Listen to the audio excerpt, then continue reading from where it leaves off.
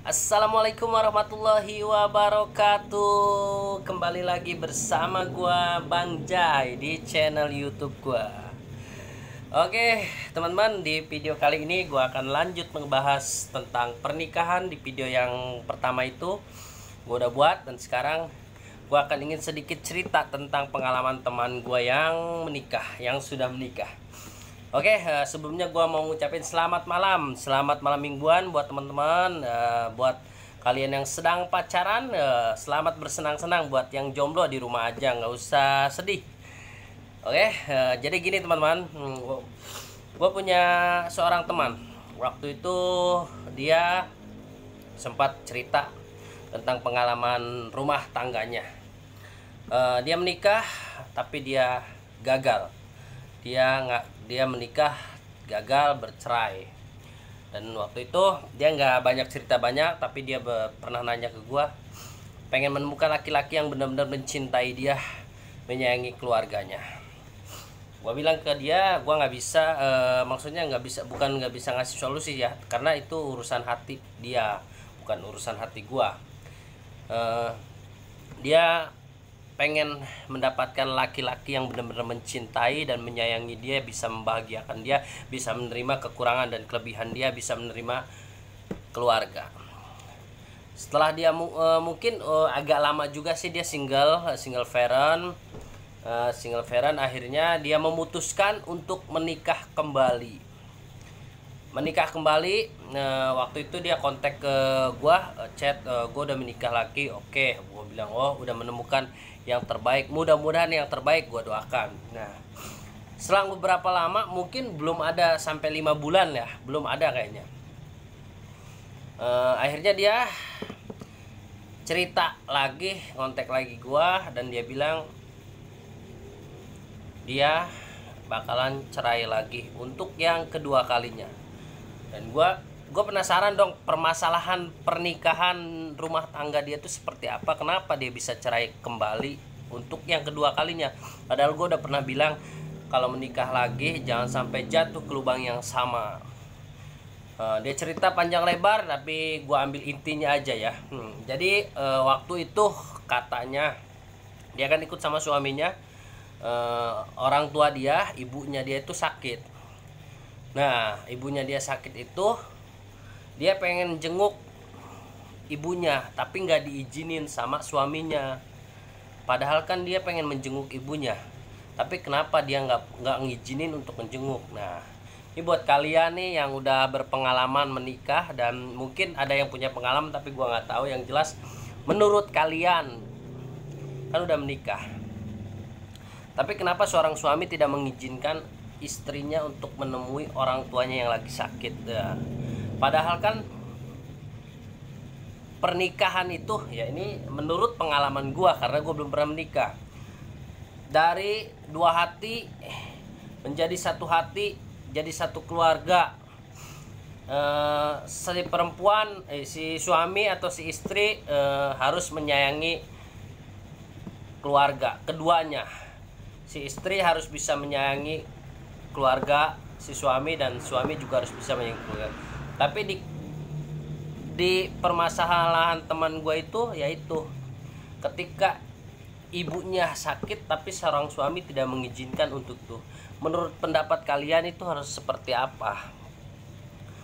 Kalian kan udah pernah menikah, mungkin kalau gue kan belum ya, jadi gue belum tahu. Jadi yang jelas yang gue tahu sih, yang namanya kita sudah menikah, suami istri saling menerima.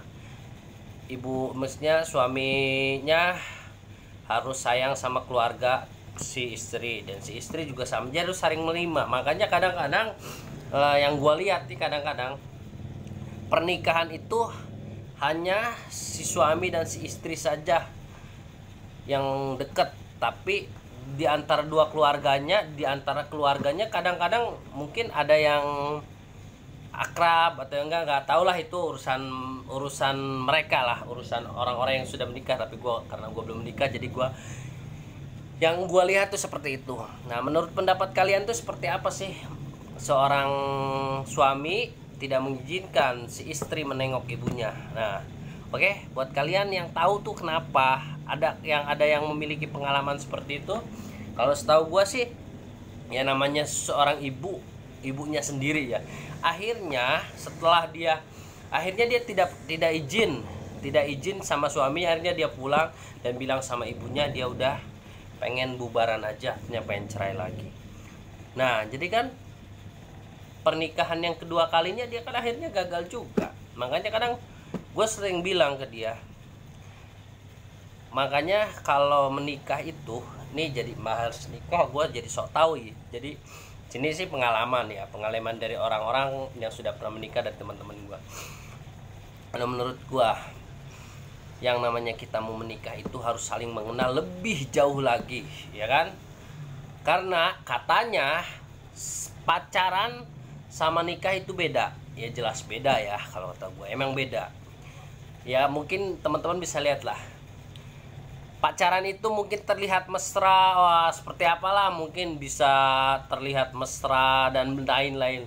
Tapi setelah menikah mungkin kemesraan itu hilang, tidak seperti saat pacaran. Bisa jadi, entah kenapa, kadang-kadang seperti itu. Ada juga yang mesra dari pacaran sampai suami istri, sampai menikah, sampai itu ada yang masih mesra, tapi ada yang biasa aja. Entah kenapalah, namanya rumah tangga. Karena gue belum tahu, nanti mungkin gue juga bakalan ngalamin seperti itu. Tapi prinsip dalam hidup gue, sebelum gue menemukan seorang yang benar-benar dia jodoh gue banyak belajar. Gue akan lebih mengenal diri gue dibanding pasangan hidup gue. Karena gue akan harus lebih tahu diri gue seperti apa. Gampang pasangan gue yang harus gue kenali, tapi diri gue sendiri. Karena yang paling sulit itu melawan diri sendiri. Itu aja teman-teman video kali ini. Mudah-mudahan kalian terhibur ya. Ini mah hanya video sebagai apa ya, ini berbagi kisah seseorang ya.